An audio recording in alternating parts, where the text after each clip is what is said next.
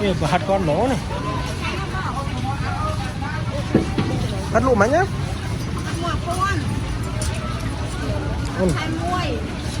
Tên gì bây giờ?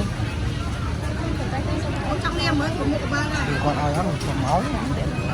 Đó. Cái nhìn nó rất căng khỏi rồi đó. Chế sống hơn nữa. Tâm trăm mấy các bạn thấy không mày mấy con đấy chứ. Ôi nhìn liền.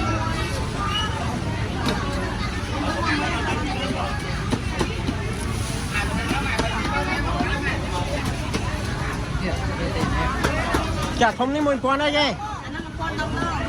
Đây. Mà đang môi quan đá.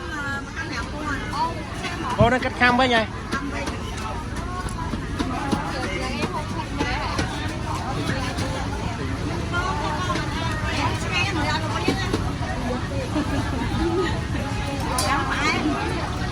Con nãy giờ chẳng cho mẹ ba đây như giờ.